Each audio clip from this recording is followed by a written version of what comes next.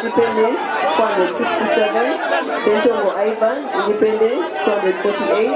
Wamala Joseph, Independent, 761.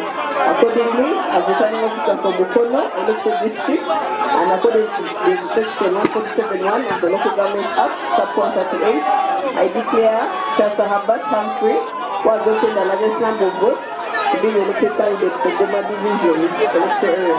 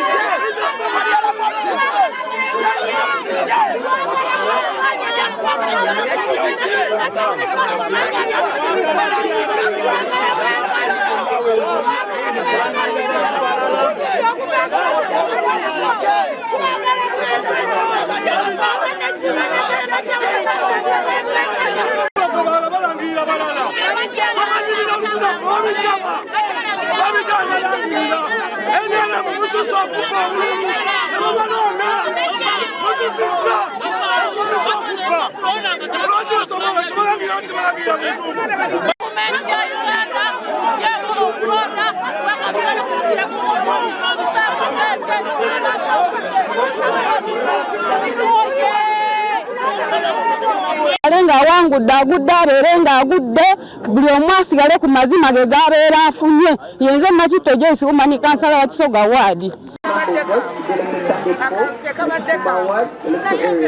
ndi musanyufu nnyo abantu okunjagalanga bwendi siina kyennina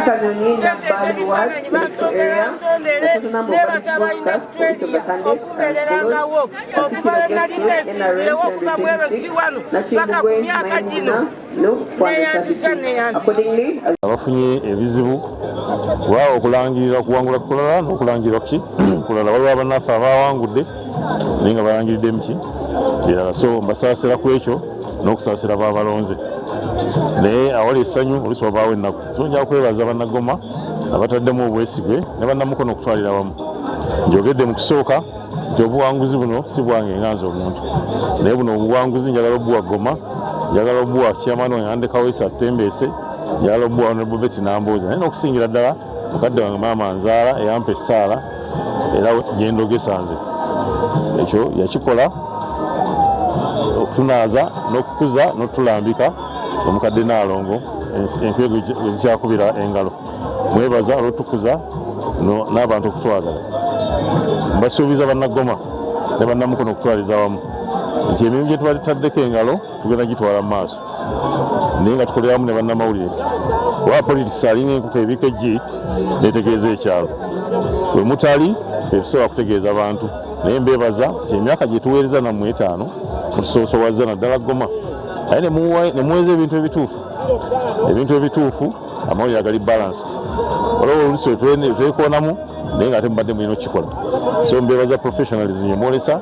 nsaba tugenderawo mu maaso olwa mukono yena okutwaliza wamu n'eggwanga tegeezezza nti nkyali meeya kati aliko tujja kuba tulayira mu Gwakutaano ndowooza nga May kitegeeza tukyalina ebyokukola ebimu ku byo by'ebyobulamu nga wenjogerera kati ebimu bye twagula twagala kwongerako waba twafunye ssente za result based financing esente ziweebwa omuntu olw'okukola kwe njagala kwebaza abasawo olwa promotion y'eddwaliro lyaffe n'ebyo bye bayongeddeko tugenda kwongera kugula machines okulaba nti abawejjere bafuna services twagala okukola health care ne outreach programs we partner with Rotary clubs n'ebitongole ebirala nga bwolaba Goma kati twasobodde okupartnaringa ne Watoto Church yatuzimbidde shades twasobodde okupartnaringa ne water read project abatuzimbidde incinerator kati twogerera tugenda kumaliriza theatre yaffe tumalize store ennene etwasuubiza mwezi ogujja tujja kuba tugiyingira ebyenguudo bigenda mu maaso tubadde mu kalulu nga tuzirima tugenda kuzirima n'okukirawo ebyenjigiriza tujja kwongera okuwa abaana baffe sanitary pads n'okubawa ebitabo abateesobola tugenda kwala ku byobulamu tugenda kukwata ku bya environment tujja kuteekawo competition mu masomero gaffe okulaba nti we sort garbage at source wa kasasiro si kasasiro nti nga nfuuse kasasiro twetaaga mindset change twateekamu sente nyingi mu kasasiro naye nga tugenda zikendeza kusomesa abantu baffe bamanye nti bwe tusortinga garbage at source tukendeza sente ne generation waazo abaana bamanye kinakavundira alina waagenda obuveera butundibwa plastic atundibwa ne biodegradables tugenda kisoosowaza kuba ndi chairman wa Social Service Committee ekwata erobeeta ab'amawanga agetolodde Lake Victoria so eky'environment ne musaale mu ekyo tugenda kikola tulina akazinga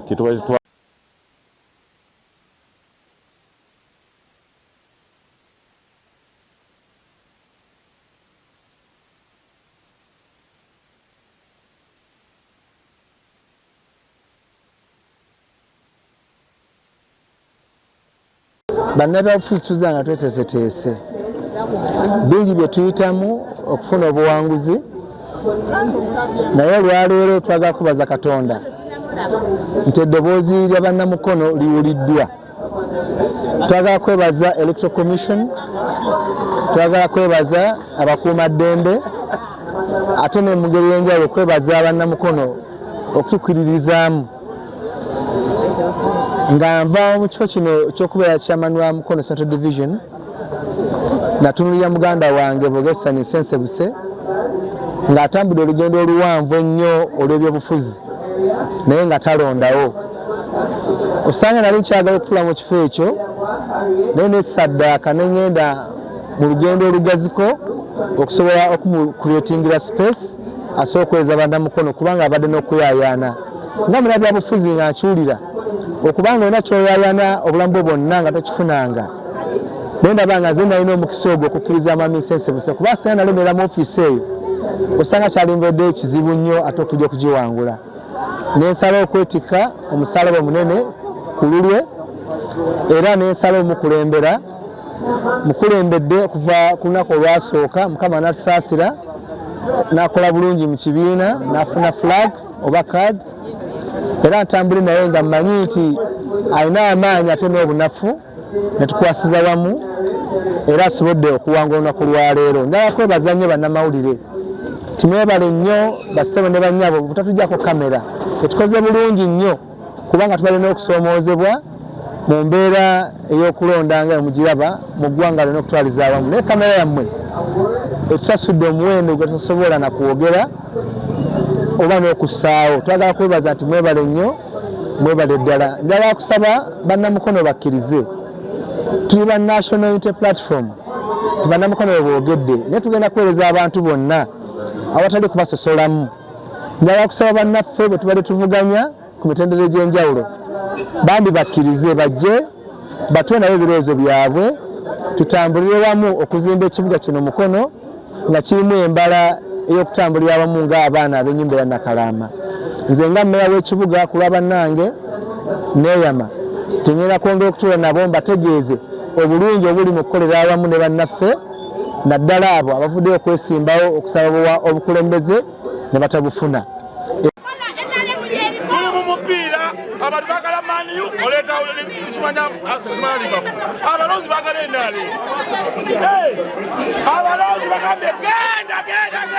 bagala ennaale oleeta mukateere wano